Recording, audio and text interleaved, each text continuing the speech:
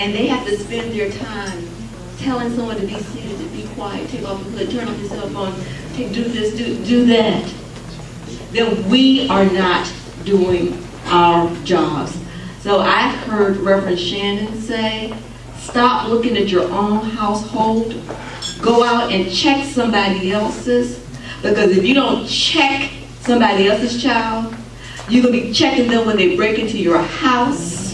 You're going to be checking them when they steal your car. You're going to be paying for them when they're in jail, when they continue to have babies and have no way of getting a job. Because, you know, there are jobs out there, and yes, I've been underemployed for a great time. But when I see young people go to an interview and do not know how to pull up their pants, and do not know, now, all of us, I'm going to date myself here, we have our slang. I know that when my mother used to listen to Red Fox and Mums Mabley, it was not a child's place to listen to Red Fox and Mums Mabley. We have to put our children back in place. Because when we put our children back in place, it makes her job easier, it makes his job easier, and it makes your community better. Okay? The next question, in your opinion, what is the impact of Dale District of not getting our turn to chair the Board of Supervisors? That seems to be a recurring problem. Yeah. Well, first of all, let me say that I would have been on that evening, January 12th, the first African American to serve as chairman of the Chesterfield County Board of Supervisors since 1749. And the Constitution was signed in 1776. Actually, the second permanent settlement in Chesterfield County started in 1611 at the city of Henricus. That's the second permanent colony in this nation. And as you can see it, you really want to go down and see that. So it's not, let me just say this too. It's really not about me. It really isn't.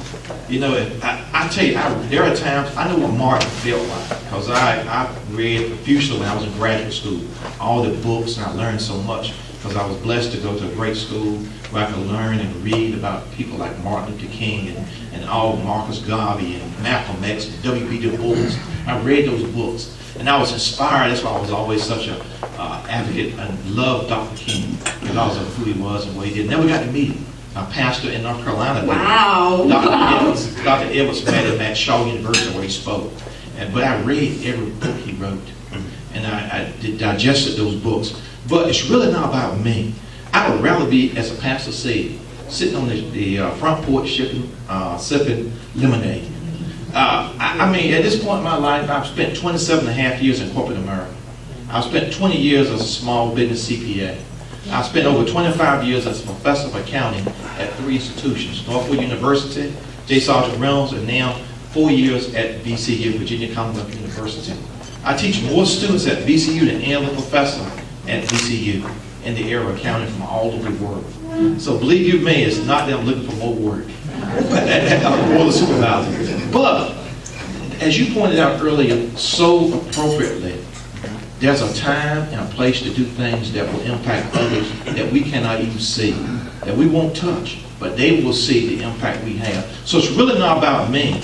It's really about the God we serve. Amen. And you know, when you look at him, and I'm going to use a moment if I could to talk about the Lord, because my wife mentioned it earlier, because when I think about how good God has been and how good God is, it boggles my mind. I can't conceive nor understand it. I mean, he's so great. I learned from a great mother. By the way, it's important to have a father in the house. I agree. My father died when I was 13. My mother was left with 8 kids to raise. Can you imagine 41, 8 kids? How would you like to do that? And you've been deprived of education. You have no capital because you don't have the skills to get it. Because, you know, they had no high school in my county, Gates County, when my mother came along. There was no high school. So how are you going to go beyond the 8th grade? You don't have a classroom you can sit in. And then students sit in a room and disrespect teachers. I mean, it just bothers me greatly. I'm incensed. That's why I'm passionate about 2 things, education and economic development. And so, as you point out, I'd rather be not doing all of this. But if not me, who? If not when, now. And so that's why I have to do this, because it's not about me. And just as Justice Cleo Powell, who was sworn in Friday afternoon at 2:30, Yes. I witnessed that. The first African-American woman to sit on that bench in the seat of the Confederacy. Can you imagine? The first woman. And I was moved to tears. I actually began to cry in the back as I listened to Dr. Grady Powell talk about her grandfather who walked out of the plantation that day and started on his way and stopped at nightfall. And he asked for a job. Here's a slave coming off a plantation asking for a job that evening. And so the person he asked, the Reynolds family, says, we have a job, but we have no place for you to stay. But you can stay with the animals. Isn't that a similar story like 2,000 years ago? You can stay with the animals. Think about it. The King of Kings and Lord of Lords. And so when you look at how good God has been, it's time. I think I'm humbled by that. And so I don't get no waste time. I don't get no waste time when it talks about going on. You talk about being here, being there. I don't get tired. I have an endless supply of energy and work effort when it comes to doing that. And so that's why I continue to run. And speaking of our young people, I'm so glad you mentioned that. Let me share one thing I did 2 years ago that you may not know. I don't broadcast a lot, I do. And that is, I directed the superintendent of this county schools with a letter drafted by my attorney, the county attorney, to mandate that all young men's pants will be up when they walk through the school. It's a shame that board of supervisors has to direct the school board to tell the superintendent, tell young men, put your pants up. But I got time of going into middle schools and high schools and having to correct it on the way in there. So, you know, I'm going to say this again. We are supposed to be where we're supposed to be when we're supposed to be. Do you understand? You know, from North Carolina, mother with limited education, coming to Chesterfield County, where you can feel the waves are changing. You heard me mention, from the 2010 census, African Americans are up in numbers by 21%. People, times are changing, but it cannot change if you stay at home. If you do not get involved. We're asking Jim to do something in public and to make his family make sacrifices for you all, but I want to know, what sacrifices are you willing to make? Think about it. What sacrifices? There are so many things going on in this county, and it hurts me to my heart to be the only African American at an event in this town. It hurt me to my heart when I helped with the NAACP Freedom Fund banquet and the Republican Party sold more tickets than the NAACP members did, because we have this crab in the barrel mentality. We say something to him, to me, but what are you doing behind the scenes? See, if you're not lifting him up, in essence, you're pulling him down, because you're not stepping out on faith. You're not doing what your pastor, you may not be a member of this church, but I know your pastor has asked you over and over again, walk, move, trust in the Lord. How many of you all trust him to step out and lift up each other? Okay, I have the next question here. Do all schools get the same amount of money per child, regardless of the area?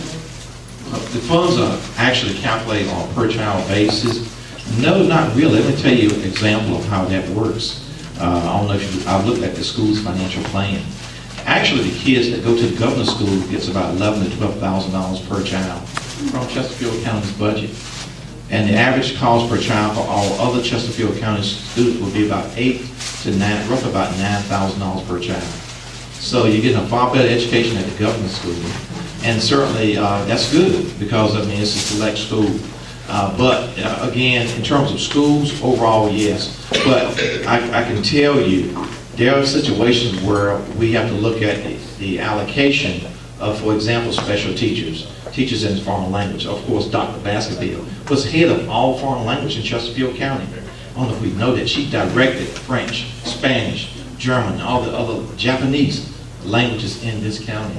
Right here in this church, Doctors Chesterfield, who was the principal of Bird High School, one of the schools in the Dale district that you'll see on the wall when you look at Dale in that map, those two maps. Principals there of those schools. And so what we try to do is make sure that schools get the appropriate renovation monies allocated, to make sure that we have the best teachers in that school, and to make sure the best principals. You see, the one thing I'm concerned about is principals are principals, but then there are just those who are just a little bit better at getting results. And make sure the diversity is there. What's the most diverse school in Chesterfield County?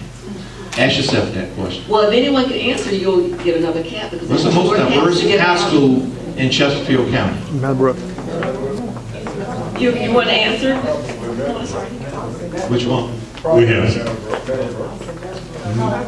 Meadowbrook, is No, it? Yeah, you're right.